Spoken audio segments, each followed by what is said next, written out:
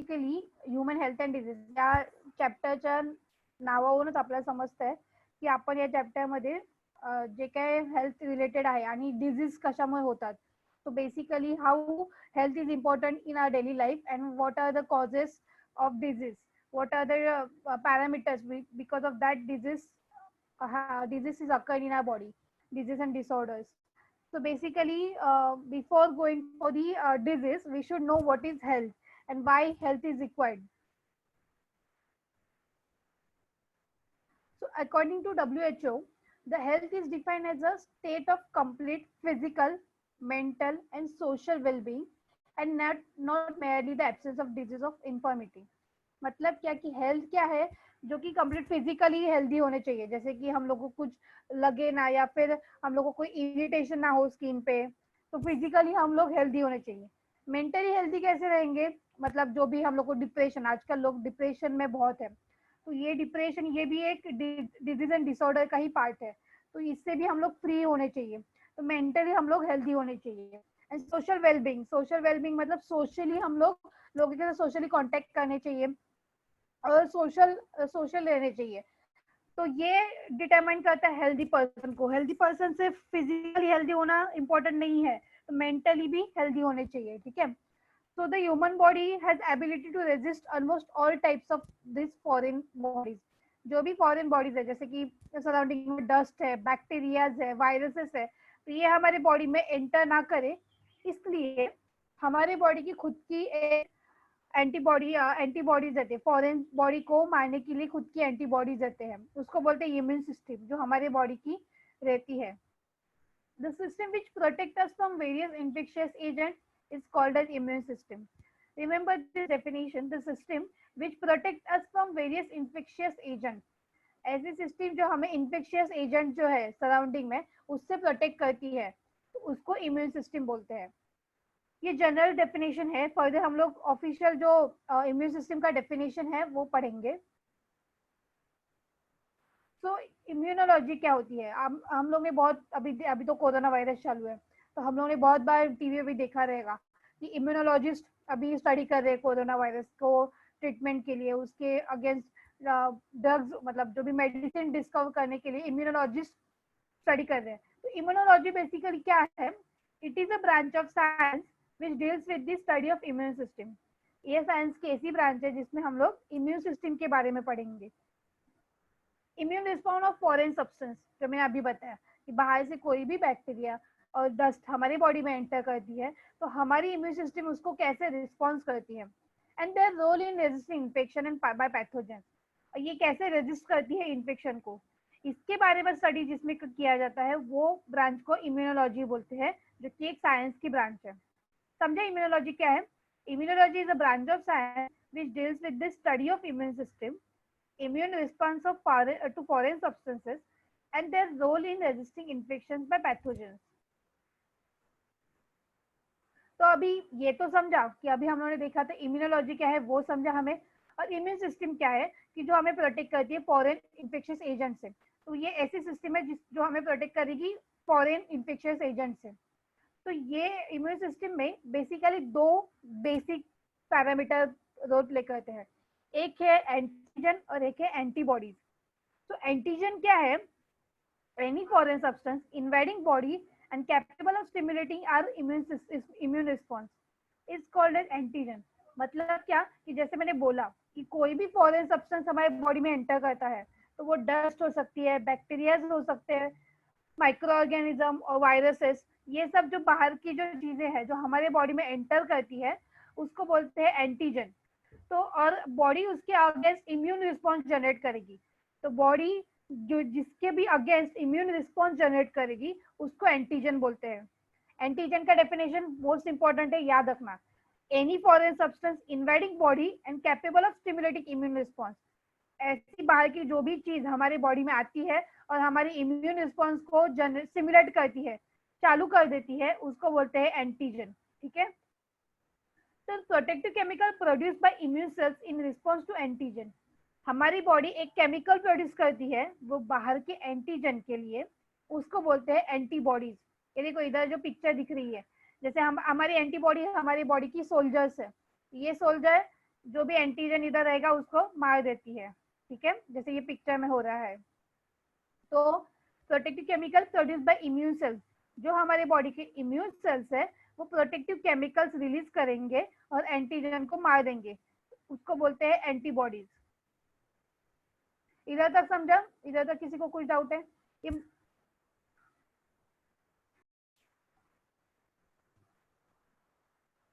कैसे भी करके अगर बैक्टीरिया बॉडी में आ गया तो स्किन के अंदर जो रहते हैं वो फैगोसाइट्स रहते हैं, तो ये फैगोसाइट वो बैक्टीरिया को मार देते हैं। उसके बाद ब्लड प्रोटीन है, अगर फैगोसाइट से भी बैक्टीरिया बच जाते हैं तो ब्लड में प्रोटीन रहते हैं जो ये बैक्टीरिया को मारने के लिए हेल्प करते हैं। And last is the cytokinin. Cytokinin भी एक ऐसे केमिकल है जो बैक्टीरिया और माइक्रो ऑर्गेनिज्म को मारने के लिए इंपॉर्टेंट होते हैं। ये अभी फिलहाल डिटेल में हम लोग आगे देखेंगे, अभी फिलहाल के लिए इतना याद रखो। नेक्स्ट टाइप है अक्वायर्ड इम्यूनिटी। अभी नाम से ही समझते हैं इसके। अक्वायर्ड इम्यूनिटी मतलब जो हम लोग अक्वायर करते हैं, तो उसमें भी दो टाइप आते हैं, पासिव इम्यूनिटी और active immunity. Further passive immunity classify होती है naturally acquired, artificially acquired, active भी नेचुरली अक्वायर्ड, आर्टिफिशियली अक्वायर्ड। अभी थोड़ा बाउंस हो जाएगा तो हम लोग डिटेल में आगे देखेंगे इसको। तो फर्स्ट देखते हैं इनेट इम्यूनिटी। इनेट इम्यूनिटी मतलब इनबॉर्न इम्यूनिटी, जो हम लोग को इनबॉर्न रहती है, उसके लिए हमें कोई भी मेडिसिन या फिर वैक्सीनेशन लेने की जरूरत नहीं रहती, जो हमारे बॉडी में इनबॉर्न है पहले से ही। So innate immunity is the resistance to infection that an individual possesses by virtue of his or her genetic makeup. It is natural inborn defense system of the body. मतलब हमारी खुद की genetic system ऐसी developed हुई है कि जो हमें इनबॉर्न फॉरेन बैक्टीरिया से मारने को हेल्प करती है। जैसे अभी कोई भी बेबी बॉर्न होता है, तो बेबी अगर बॉर्न होता है तो इमीडिएटली अगर उसके भी सराउंडिंग में बैक्टीरिया रहते ही है, राइट, क्योंकि एटमोस्फेयर में ऑलरेडी बैक्टीरिया है, तो बैक्टीरिया इमीडिएटली अगर इनबॉर्न बेबी को बॉडी के अंदर जाए तो इनबॉर्न बेबी की डेथ हो सकती है, राइट। तो इसीलिए उसके अंदर जब जैसे ही बॉर्न होता है तो उसके अंदर ऑलरेडी खुद की डिफेंस सिस्टम रहती है, तो उसको बोलते हैं इनेट इम्यूनिटी, जो कि इनबॉर्न हमारे बॉडी में रहती है। One form of innate immunity comprises the various types of barrier which prevent the entry of foreign agent into the body. जैसे कि हम लोग ने अभी देखा इनेट इम्यूनिटी के 4 टाइप्स है, तो ये 4 टाइप्स के बारे में ये बता रहा है कि वेरियस टाइप्स ऑफ बैरियर, बहुत सारे बैरियर्स हमारे बॉडी में है जो प्रिवेंट करती है फॉरेन एजेंट को हमारे बॉडी में एंटर होने से। ठीक है, इतना तो समझे इनेट इम्यूनिटी क्या होती है। Basically it is a resistant to infection that individual possess. मतलब क्या, इन्फेक्शन से हमारी बॉडी खुद को प्रिवेंट करती है। कैसे? तो इनबॉर्न हमारी बॉडी में हमारा जेनेटिक मेकअप ही वैसा रहता है कि हमारी बॉडी खुद से बाहर से कोई भी बैक्टीरिया एंटर करे तो उसको मार सकती है, जो कि इनबॉर्न है, मुझे उसके लिए कोई भी वैक्सीनेशन या फिर मेडिसिन लेने की जरूरत नहीं है। ठीक है, तो द नेक्स्ट इनेट इम्यूनिटी में कौन से ऐसे बैरियर्स है जो हमें प्रोटेक्ट करते हैं? तो फर्स्ट है एपिथेलियल सरफेस। एपिथेलियल सरफेस मतलब हमारी स्किन। ठीक है, तो intact skin and mucus covering the body, जो हमारे बॉडी पे म्यूकस रहता है which protect it considerably against the invasion of microorganisms. The healthy skin possesses bactericidal activity. Healthy skin possesses bactericidal activity due to the presence of high concentration of salt in drying sweat. Sebaceous secretions and long-chain fatty acids have bactericidal and fungicidal property. What does that mean? हमारे skin पे खुद का mucus secretion रहता है जो हमें foreign micro organism protect करता है। म्यूकस सिक्रेशन क्या मतलब, जो भी हमें स्वेट आता है और हमारा जो स्किन है कभी ड्राई नहीं होता, वो हमेशा थोड़ा वेट होता है क्योंकि म्यूकस रहता है स्किन पे। तो ये जो हमें स्वेट होता है, तो ये स्वेट क्या, उसमें क्या कॉन्सेंट्रेशन ज्यादा है? तो सॉल्ट का कॉन्सेंट्रेशन ज्यादा है। तो ये जो सॉल्ट है वो बैक्टीरियासाइडल रहता है, मतलब कोई भी माइक्रो ऑर्गेनिज्म हमारे बॉडी पे अगर आए तो हम स्वेट सिक्रेट करते हैं। स्वेटिंग जब होती है तो बैक्टीरिया उधर ही मर जाता है क्योंकि हमारे स्वेट में सॉल्ट का कॉन्सेंट्रेशन ज्यादा रहता है और इसीलिए बैक्टीरिया या फिर कोई भी फंगी उधर ही मर जाती है। बैक्टीरियासाइडल और फंगीसाइडल मतलब बैक्टीरिया को इनहिबिट करते हैं, रेजिस्ट करते हैं। तो ये बैक्टीरियासाइडल और फंगीसाइडल प्रॉपर्टीज रहती है हमारे स्वेट में। ठीक है, अभी ये इधर लिखा है, अगर तुम देख सकते हो तो you can see here that sebaceous secretions. इधर देख सकते हो सीबेशियस सिक्रीशन। सीबेशियस सिक्रीशन क्या होते हैं कि जैसे मैंने अभी बोला कि हमें जो स्वेट आती है, तो ये स्वेट कहाँ से आते हैं? हमारे बॉडी में खुद के सिबेशियस ग्लैंड्स रहते हैं जो कि स्किन पे रहते हैं। ये ग्लैंड स्वेट सिक्रेट करते हैं। तो जो भी स्वेटिंग आती है तो ये सिबेशियस ग्लैंड सिक्रेट करते हैं। ठीक है, समझे। इनेट इम्यूनिटी, इनेट इम्यूनिटी मतलब जो इनबॉर्न हमारे बॉडी में ऑलरेडी डेवलप रहती है। जैसे स्किन हो गई, स्किन हम लोग जन्मने के बाद, पैदा होने के बाद स्किन नहीं आती, वो पहले से ही रहती है। वैसे जो हमारे बॉडी में ऑलरेडी प्रेजेंट रहते हैं, इनबॉर्न रहते हैं, उसमें फर्स्ट टाइम हम लोगों ने देखा epithelial surface, that is our skin, जिसमें स्वेटिंग होती है। बिकॉज ऑफ दिस स्वेटिंग उसमें सॉल्ट कॉन्सेंट्रेशन ज्यादा रहता है। तो ये फंगीसाइडल और बैक्टीरियासाइडल प्रॉपर्टी है, मतलब बैक्टीरिया को फंगी को मारने की प्रॉपर्टी है। और हमारे जो स्वेट में फैटी एसिड्स भी ज्यादा रहते हैं। सॉल्ट का कॉन्सेंट्रेशन, फैटी एसिड का कॉन्सेंट्रेशन ज्यादा होने की वजह से बैक्टीरिया उधर ही मर जाते हैं। समझे इधर तक?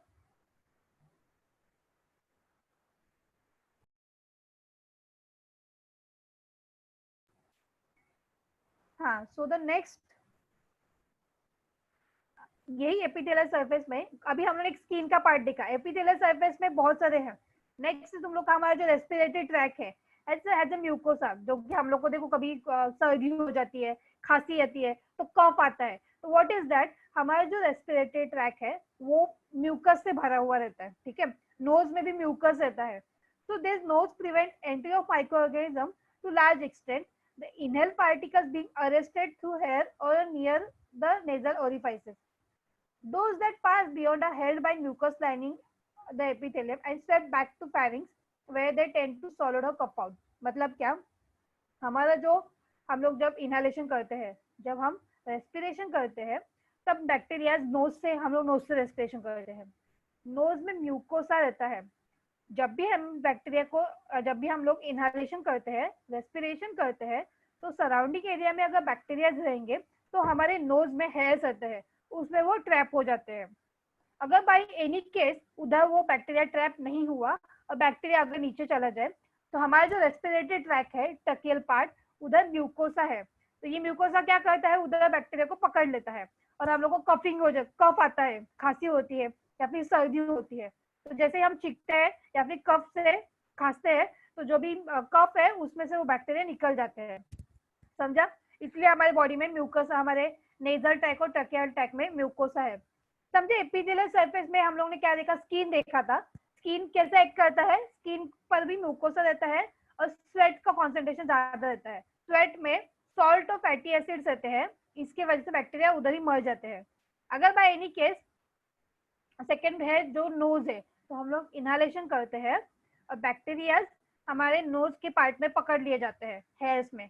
अगर नहीं पकड़े तो नीचे चले गए, तो हमारा जो ट्रकियल ट्रैक है उधर म्यूकोसा है जो उसको पकड़ लेगा, और हम लोग जब स्नीजिंग और कफिंग करेंगे तो वो निकल जाएंगे। ठीक है, समझे इतना? Next is the anti microbial substance in blood and tissue. अभी तक एपिथेलियल सरफेस देखा था, अभी सेकंड है anti microbial substance in blood and tissue. अगर बाय एनी केस स्किन से, नोज से, ट्रकियल ट्रैक से भी माइक्रो ऑर्गेनिज्म ने कैसे तो करके बच गया और अभी अंदर चला गया ब्लड के पास, तो क्या होगा? The complement system contains more than 30 serum protein circulating in blood in inactive state. मतलब हमारे ब्लड में कॉम्प्लीमेंट सिस्टम है, मतलब उसमें 30 सीरम प्रोटीन है। ये सीरम प्रोटीन क्या करते हैं? These are the interferon class of cytokines released by virally cells infected with viruses and certain WBC to stimulate other cells to protect themselves from viral infection. मतलब क्या? हमारे blood में 30 serum protein है। ये serum protein interferon release करेंगे। Interferons क्या है? Interference bacteria को, इंटरफेरेंस के पास बैक्टीरिया को मारने की बहुत कैपेसिटी, बहुत हाईली एक्टिवेटेड रहती है, ये बहुत कैपेसिटी रहती है उनको बैक्टीरिया को मारने की। तो इनके पास वायरस को मारने की भी कैपेसिटी रहती है। तो अगर बाय एनी केस कोई भी वायरस एंटर कर देता है ब्लड में, तो ब्लड के ये 30 सीरम प्रोटीन एक्टिवेट हो जाते हैं, जो कि पहले इनएक्टिव रहते हैं। बैक्टीरिया नहीं रहेगा तो वो सो जाते हैं, बैक्टीरिया आएगा तो इमीडिएटली एक्टिव हो जाते हैं और उनको मार देते हैं। समझा इतना?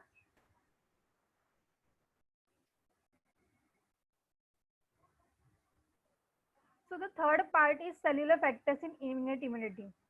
The natural defense against the invasion of blood and tissues by microorganisms and other foreign particles is mediated to large extent by phagocytic cells, which digest and ingest and destroy them. As I earlier said, there was a factor barrier which is a phagocytic barrier. ये phagocytic barrier क्या करते हैं, blood में ही present रहते हैं WBC के इसमें. जैसे ही बैक्टीरिया दिखा उसको तो वो जाएगा वो फैगोसाइट और उसको खा लेगा, उसको बोलते हैं फैगोसाइटिक एक्शन, और उसको डिस्ट्रॉय कर देगा. ये बहुत इजी है. सेलुलर फैक्टर जो सेल्स रहते हैं, फैगोसाइटिक सेल्स रहते हैं ब्लड में, अगर बैक्टीरिया दिखा उसको तो इमीडिएटली जाएगा उसको खा लेगा और डिस्ट्रॉय कर देगा. ठीक है. A class of lymphocytes called natural killer cells (NK cells) is important in non-specific defense against viral infections and tumors. कभी कभी देखो कैंसर सेल्स होते हैं, मतलब खुद की बॉडी के सेल्स खुद को खाने लगते हैं, तब ये नेचुरल किलर सेल्स होते हैं. जो उसको अगर समझा कि बॉडी के खुद के सेल्स खुद को खा रहे हैं तो नेचुरल किलर सेल उधर जाएगा और उनको मार देगा. ठीक है. ये अभी के लिए इतना इंपॉर्टेंट नहीं, अभी के लिए सिर्फ हम लोग इनेट इम्यूनिटी देखते हैं जो इनबॉर्न हमारे बॉडी में है. ठीक है. इतना 3 अभी तक देखा था. अभी तक हम लोगों ने देखा एपिथेलियल सेल वाला जो कि स्वेट से होता है, नोज से, म्यूकोसा से और रेस्पिरेटरी ट्रैक्ट से. उसके बाद हम लोगों ने देखा था अभी सेकेंड इज द हमारे ब्लड में सीरम प्रोटीन्स है, तो वो इनएक्टिव रहते हैं. जैसे बैक्टीरिया आएगा तो वो एक्टिवेट हो जाते हैं और उसको खा देते हैं. थर्ड हम लोगों ने देखा फैगोसाइटिक एक्शन, जो कि फैगोसाइटिक सेल्स है जो बैक्टीरिया को जैसे ही माइक्रो ऑर्गेनिज्म दिखेगा उसको वो खा लेंगे. ठीक है. और डिस्ट्रॉय कर देंगे. Fourth is the fever. Increasing body temperature following the infection is a natural defense mechanism. It helps to accelerate the physiological process to destroy the invading pathogen. अभी कुछ माइक्रो ऑर्गेनिजम्स रहते हैं वो पर्टिकुलर टेम्परेचर तक ही मतलब activate रह सकते हैं. जैसे टेम्परेचर बढ़ेगा वो मर जाएंगी. तो हमारी बॉडी का टेम्परेचर कितना है, 37 degree Celsius. Micro organism 37 degree Celsius पे मतलब एक्टिवेट रहते हैं, अपना काम अच्छे से कर सकते हैं. जैसे ही टेम्परेचर बढ़ते जाएगा तो टेम्परेचर बढ़ने की वजह से माइक्रो ऑर्गेनिज्म मर सकते हैं. इसीलिए जब भी हम लोग को फीवर आता है तो फीवर क्यों आता है, क्योंकि हमारी बॉडी का फिजियोलॉजिकल प्रोसेस है बैक्टीरिया को मारने के लिए बॉडी का टेम्परेचर बढ़ा देते हैं, सो दैट वो पर्टिकुलर टेम्परेचर में बैक्टीरिया मर जाते हैं. ठीक है. लास्ट है acute phase proteins. Infection on injury leads to sudden increase in concentration of certain plasma proteins, collectively called acute phase proteins.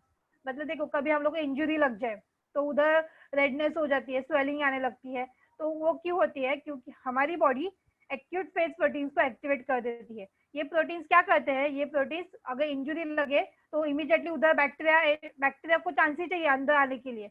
Injury लगेगी तो बैक्टीरिया एंटर करेगा बॉडी में, तो ये प्रोटीन एक्टिवेट हो जाते हैं और वो एरिया में बैक्टीरिया जो आते हैं उनको मार देते हैं. समझा. इनेट इम्यूनिटी समझा. एक्वायर्ड इम्यूनिटी को देखने से पहले उसके 4 फीचर्स है, ये याद रखना, हर टाइम बोर्ड में पूछे ही गए हैं. एक्वायर्ड इम्यूनिटी के 4 फीचर्स कौन से हैं. First is the specificity. Specificity means what, it can produce specific antibody और T lymphocytes against particular antigen.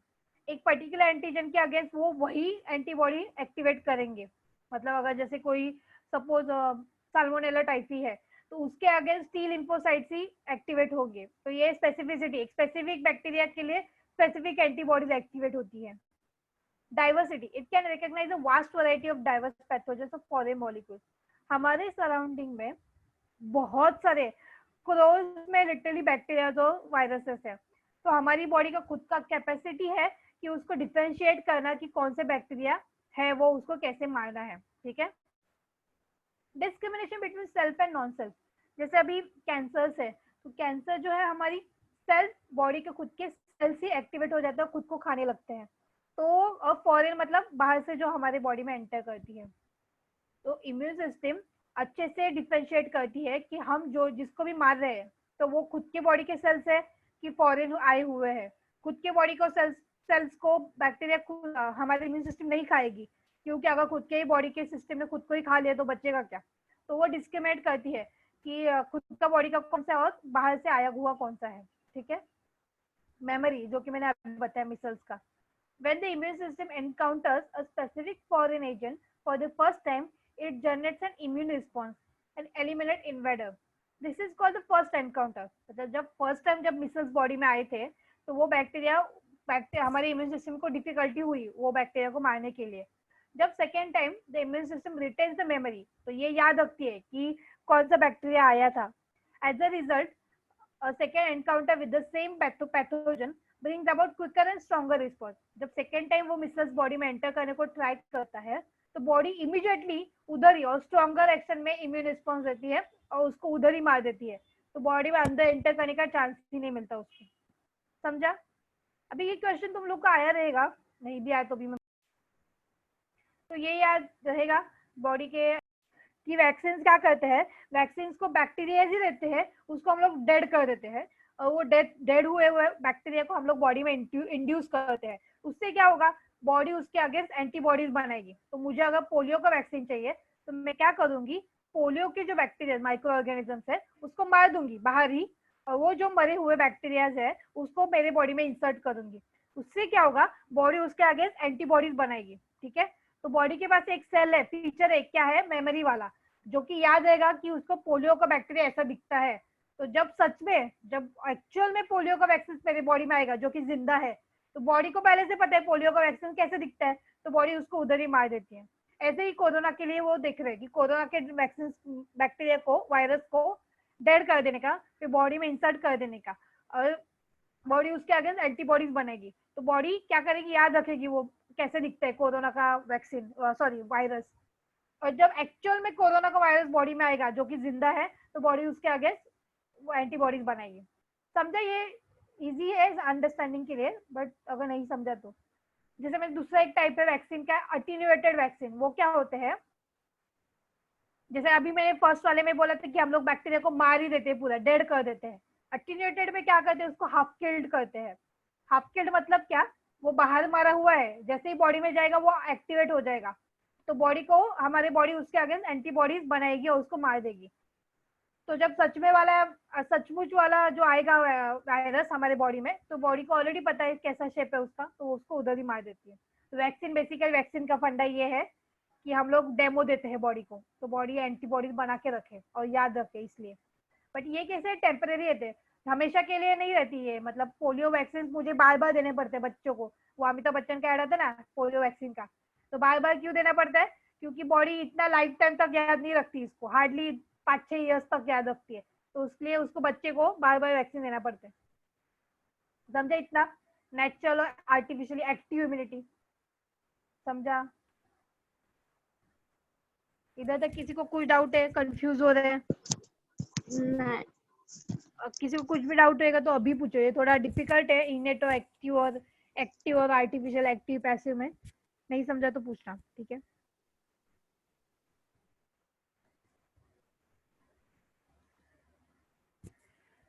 So as we now saw active immunity, then the next is the passive immunity. Passive is what? इसके नाम से समझते, passive मतलब मुझे किसी ने तो पास किया, ठीक है?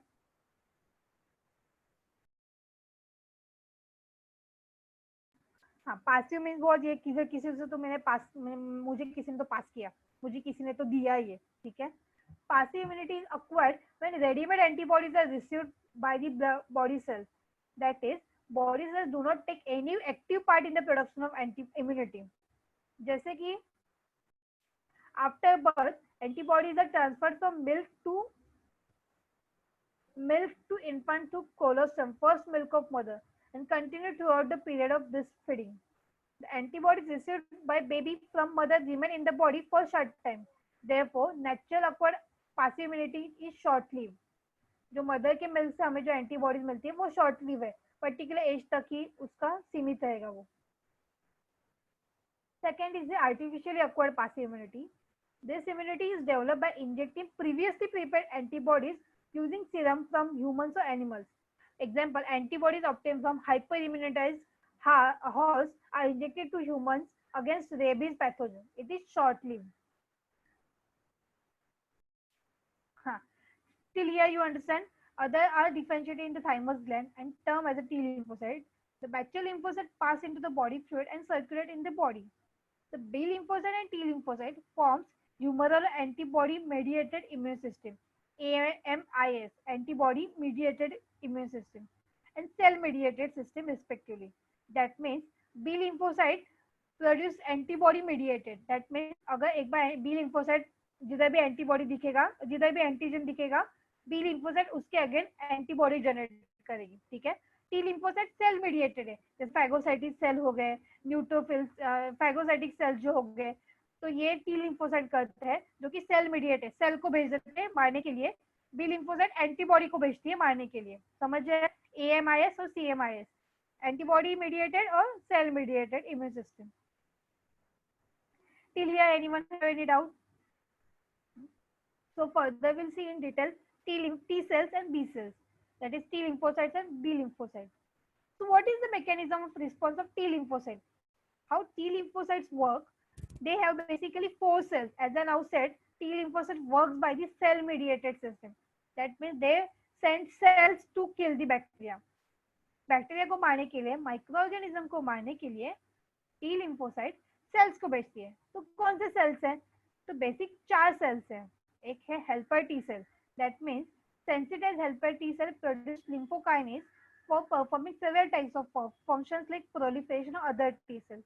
Helper T cells क्या करती है? lymphokinase रिलीज करती है, जो कि अदर सेल्स को मतलब हेल्प करती है अदर सेल्स को एक्टिवेट करने के लिए, ठीक है, प्रोलिफरेट, उसको स्प्रेड होने के लिए हेल्प करती है, इसलिए उसका नाम हेल्पर टी सेल है। सेकेंड है killer T cell, cytotoxic T cell, they directly attack and destroy invading micro organism. जो भी माइक्रो ऑर्गेनिज्म है उसको किल कर देती है डायरेक्टली, जैसे दिखेगा वैसे ही मार देती है। Infected body cells and cancer cells, किसको किसको मारती है? माइक्रो ऑर्गेनिज्म को, बॉडी के इन्फेक्टेड बॉडी के सेल्स को और कैंसर सेल्स को भी मारती है। कौन? Killer T cells. Killer T cells binds to infected cells and secrete perforin. कैसे एक्टिवेट करती है? जिधर भी बैक्टीरिया दिखेगा, सेल्स दिखेंगे, उनको बाइंड कर देगी और परफोरिन रिलीज कर देगी, सो दैट वो उधर ही डिस्ट्रॉय हो जाए। ठीक है, ये याद रखना कि कौन सा सेल्स क्या रिलीज करता है। हेल्पर टी सेल रिलीज कर प्रोड्यूस करते हैं lymphokines, killer T cell secrete करते हैं परफोरिन। नेक्स्ट है suppressor cells, this cells suppress entire immune system against attack on the own body cells. हमारी खुद की बॉडी, खुद जब ऐसे भी डिजीज होते हैं जैसे कि रूमेटॉइड आर्थराइटिस, कैंसर, जिसमें हमारी खुद के बॉडी के सेल्स को खाने लगते हैं, तो सप्रेसर टी सेल क्या करते हैं? बॉडी के इम्यून सिस्टम को डाउन कर देती है। इम्यून सिस्टम को डाउन करेगी तो क्या होगा? बॉडी के जो सेल्स है वो खुद को खाना बंद कर देंगे, ठीक है, इम्यून सिस्टम को नीचे कर देंगे। मेमोरी टी सेल्स क्या करती है? हम लोग पीछे देखा था, they previously sensitise cells which retain the sensitisation memory for long time in future. याद रखती है कि एक बार ये बैक्टीरिया आया था तो इसको याद रखती है, नेक्स्ट टाइम से वो बैक्टीरिया आएगा तो उसको इमीडिएटली मार देती है। by the cell mediated technique, that means they perform their actions by the cells. Now we will see how B lymphocyte what is the B mechanism of B lymphocyte. So here also there are 4 types. First is the agglutination of particulate matter including bacteria and viruses. The immobile mass is then engulfed by the phagocyte. Agglutination, that means what? कि वो bacteria को immobilise कर देते हैं, हिलने को उसको chance ही नहीं देते, मतलब उसको पूरा पकड़ के उसका इमोबलाइज करते हैं, हिलने को चांस नहीं देते और फिर उसको खा लेते हैं, तो उसको बोलते हैं अग्लूटिनेशन। ऑप्सोनाइजेशन क्या होता है? और coating of bacteria to facilitate their subsequent phagocytic by macrophages. Opsonization में क्या करते हैं? ये जो हमारे एंटीबॉडीज है वो बैक्टीरिया को कोट कर देते हैं और कोट कर देते हैं, और एक कोट करने की वजह से वो किधर मूव नहीं कर पाते, और एक बार कोटिंग कर दिया उनको तो उनको खा लेते हैं। ठीक है, अग्लूटिनेशन ऑप्सोनाइजेशन पूरा अलग है। अग्लूटिनेशन में वो उसको इमोबलाइज कर देते हैं और मास्क बना देते हैं, इमोबलाइज मास्क बना देते हैं सो दैट वो मूव ही ना हो पाए। ऑप्सोनाइजेशन में उसको बैक्टीरिया को कोट कर देते हैं और बाद में खा लेते हैं। न्यूट्रलाइजेशन में ये क्या करते हैं? वो एंटीबॉडी टॉक्सिन रिलीज करती है बैक्टीरिया को, जैसे neutralize of toxin release by bacteria, example neutralize toxin, each antibody is specific for particular antigen. अभी हम लोग स्टार्टिंग में देखा था कि जो भी लिम्फोसाइट्स है उसकी कैरेक्टरिस्टिक एक दिखी थी कि वो स्पेसिफिक है, मतलब स्पेसिफिक बैक्टीरिया को स्पेसिफिक मारती है। तो कैसे वो स्पेसिफिक है? तो बैक्टीरिया जैसे ही बॉडी में आती है तो वो एक टॉक्सिन रिलीज करती है। बैक्टीरिया जैसे ही बॉडी में आएंगे तो वो लोग टॉक्सिन रिलीज करते हैं, तो हमारी एंटीबॉडी वो टॉक्सिन को स्पेसिफिक पकड़ लेती है कि अच्छा ये बैक्टीरिया है तो ये टॉक्सिन रिलीज कर रहा है, जैसे टिटेनस का टॉक्सिन। तो ये बैक्टीरिया वो टॉक्सिन को आइडेंटिफाई करता है स्पेसिफिकली और उसको न्यूट्रलाइज कर देता है, उसको न्यूट्रल बना देता है और बाद में उसको खा लेता है। ठीक है, तो लास्ट है antigen presenting sales. Antigen presenting cells engulf the invading pathogens and process the antigens. Then the processed antigens are presented on their own surface. These cells are able to deliver a stimulated signal that is necessary for activation of helper T cells. So what is basically vaccination? Administration of vaccines, that is inactivated pathogens or antigenic protection of a particular pathogen to protect against particular pathogen. Okay, we have giving the particular inactivated or attenuated, halfly killed pathogens to our body to protect against the particular pathogen. Okay, so this is basically a motto of vaccination. The body's immune system helps to protect against the pathogen that cause infection. It is efficient system most of the time. It either keeps microorganism out or track them down and get rid of them. As we just now saw, cells क्या करते हैं, antibody क्या करती है, एक तो bacteria को उधर, माइक्रोऑर्गेनिज्म को उधर ही मार देती है, उसका ट्रैक भी रखती है और उसको मेमोरी टी-सेल से याद भी रखती है. So vaccination is a way to teach the immune system as to how to recognize and eliminate pathogenic organisms. That's the way body is always prepared if you are ever exposed. मतलब कभी भी अगर हम लोग को वो bacteria, वो micro organism body में आने के चांसेस हो सकते हैं, इसलिए हम लोग पहले से वैक्सीनेशन दे के बॉडी को प्रिपेयर करके रखते हैं, उसको सिखा के रखते हैं कि कैसे हम लोग बचेंगे इससे. ठीक है, तो वैक्सीनेशन आर सेफ. सेफ है कि नहीं, अगर नहीं है तो क्यों नहीं. ठीक है, तो vaccine are considered to be safe. They are rigorously tested and go through many rounds of study, examination and research before they are used for general public. Extensive research and evidence shows that vaccines are safe. Their side effects are rare and typically mild. यही एक.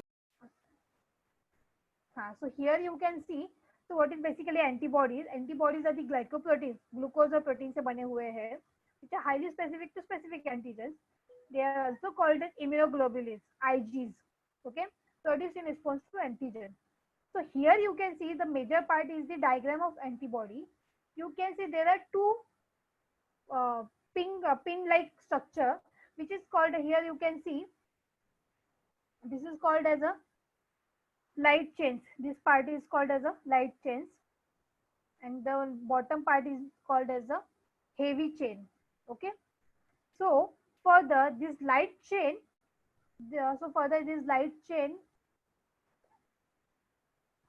here you can see there are two parts.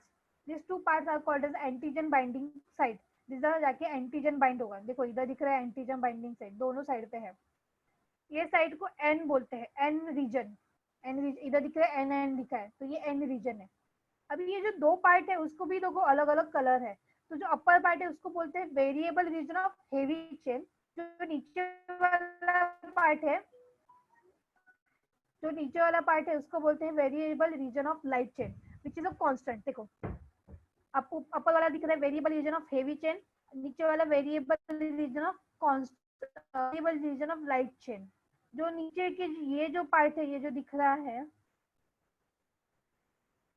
ये वाला जो part दिख रहा है ये पूरा, तो ये जो है वो कांस्टेंट है, वो मूव नहीं होगा. जो ऊपर वाला है वो मूव होता है, क्योंकि ऊपर का जो स्ट्रक्चर है, अगर एंटीजन बड़ा होगा तो ऊपर का स्ट्रक्चर, मतलब नीचे का स्ट्रक्चर कांस्टेंट रहेगा, ऊपर का स्ट्रक्चर हिलेगा according to shape of antigen, उसको बाइंड करने के लिए, बट नीचे का है वो कांस्टेंट ही रहेगा. ठीक है, और इधर जो पार्ट है उसको हिंज बोलते हैं, जिधर ये कनेक्टेड है. ठीक है, तो ये पार्ट याद रखो, नीचे का हेवी चेन है, ये ऊपर वाला वो कांस्टेंट चेन है. ये जो है देखो, ये स्ट्रक्चर दिख रहा है इधर डबल, उसको ऐसा है एक्चुअली, ऐसा डबल एस का स्ट्रक्चर है वो, इसलिए उसको डाइसल्फाइड बॉन्ड से भी बोलते हैं. ये जो दिख रहा है ना, ये डाइसल्फाइड बॉन्ड है. समझा, बहुत इजी है स्ट्रक्चर, ड्रॉ करने के लिए भी और याद रखने के लिए भी. ठीक है, तो अपर की जो तो पार्ट है उसको एंटीजन बाइंडिंग साइड बोलते हैं, जिधर एंटीजन बाइंड होगा. नीचे का जो चेन है वो लाइट चेन है. 2 मिनट. नीचे का जो चेन है वो लाइट चेन है, और जो ऊपर का चेन है वो variable region of heavy chain है. ठीक है, variable region of light chain. Constant region जो कांस्टेंट रहेगा, variable region according to that move होगा. और ये बीच में जो दिख रहा है स्ट्रक्चर, ये वाला पार्ट, इसको डाइसल्फाइड बॉन्ड भी बोलते हैं.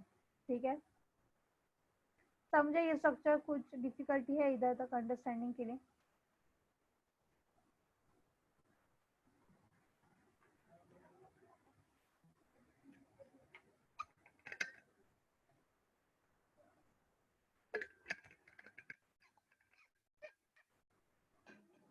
So now we'll move further. हाँ, so here you can see this is a variable region, that is upper part. ये जो अपर पार्ट है वो, नीचे के जो पार्ट है वो लाइट चेन है. वेरिएबल अपर के पार्ट है, नीचे जो पार्ट है वो लाइट चेन है. और उसका जो नीचे बॉटम का जो पार्ट है वो कांस्टेंट है, वो मूव ही नहीं होगा. बैक्टीरिया को जैसे एडजस्ट करना है वैसे अपर के पार्ट मूव होंगे, नीचे का पार्ट कांस्टेंट ही रहता है. ठीक है. So what is basically a structure of antibody? The region holding together arms and stem of the antibody is called hinge. ये अभी हम लोगों ने ये इसमें देखा था. देखो ये जो हिंज है, जो अपर और नीचे को पकड़ के रखा है, उसको हिंज बोलते हैं. ठीक है. अच्छा मैं आगे चली गई. ठीक है. Antibody is Y shape. ये देख के तो हमको समझ गया कि ये वाई शेप है. एम शेप दिख रहा है वैभव तुम्हें कुछ? ये एम शेप है नहीं, तो ये वाई शेप है. ठीक है. So each immunoglobulin molecule is made up of 4 polypeptide chain. Basically there are 4 polypeptide chain से बने हुए हैं. 4 कौन से हैं? There are 2 heavy chains, H chain, heavy chain से, और 2 light chains है. ऐसे 4 polypeptide chain से बने हैं. And these 4 polypeptide chains are together held by the disulfide bond. As I earlier show you कि दो disulfide bond है, उससे ये heavy chain और light chain को पकड़ के रखा है. देखो इधर मैंने बताया था, ये जो पार्ट है ये डाइसल्फाइड बॉन्ड है. The region holding together the arms and stem of the antibody is termed as a hinge. Hinge इधर जो heavy chain और light chain इधर पकड़ के रखा है. Each chain of the antibody include 2 distinct region, variable region and constant region. तो हमें समझ गया, एक वेरिएबल जो अपर के जो ऐसे पार्ट है वो वेरिएबल है, वो मूव होंगे बैक्टीरिया को पकड़ने के लिए, और जो नीचे का पार्ट है वो कांस्टेंट ही रहेगा. Variable reason constitute the antigen binding site paratope. जो वेरिएबल, ये नाम याद रखना, वेरिएबल रीजन को क्या बोलते हैं? पैराटोप बोलते हैं. This part of antibody recognizes. ये एंटीजन को रिकॉग्नाइज करेगा, bind to specific antigen, antigen को जाके बाइंड भी करेगा, और क्या बनेगा? Antigen antibody complex. Since most of the antibodies carry 2 antigen binding site, they are so said to be bivalent. अभी 2 है ना,